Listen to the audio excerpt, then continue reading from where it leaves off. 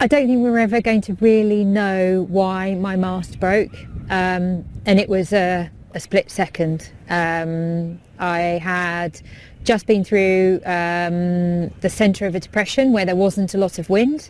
The wind was starting to pick up again with some gusts. The boat was going well, and a gust came.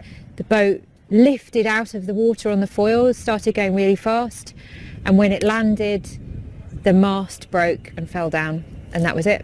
In reality, I was quite lucky. The boat didn't sustain too much damage. There's no time to kind of just crumple. You have to act. And so I was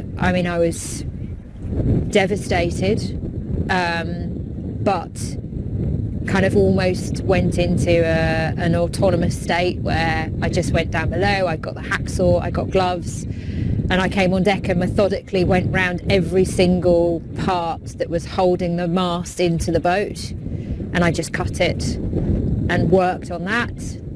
And then already I was thinking, okay, I need to rescue myself. So I saved the outrigger, I saved the boom. I was already thinking about how I would create a jury rig, a temporary mast.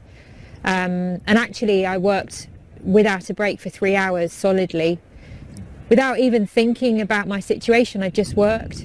And within 3 hours I had a mast and I was sailing again. But after that, I was fine because the boat's safe. Actually, I was in no danger at all. It was just really inconvenient. So we know you were in the Southern Ocean when this happened, but how far away from the nearest port were you when it occurred? I was 800 miles from the nearest point of land. I've been through it in my head so many times, and I have an incredible team that prepared this boat for me. We bought a new mast, we replaced the rigging, we replaced the components that were old. We did everything we possibly could to mitigate against a mast, a dismasting, and it still happened. Right now, I feel really grateful. I feel incredibly humbled by all of the people that have given time and energy to help me, and the people that turned up to welcome me here. And I feel grateful for that. Underneath, there is sorrow still. You know, it's a massive loss. But I'm also quite proud. I'm proud to have rescued myself. I'm proud to have kind of stood by the philosophy that I've always had around seamanship and around the fact that if we choose to take these risks, if we choose to sail around the world on our own, we need to be responsible for ourselves, and I feel that that's what I've done, and I'm quite proud of that. It's not over. You know, I think this will come back to haunt me many times, but the really good thing is that I found my positivity quite early on.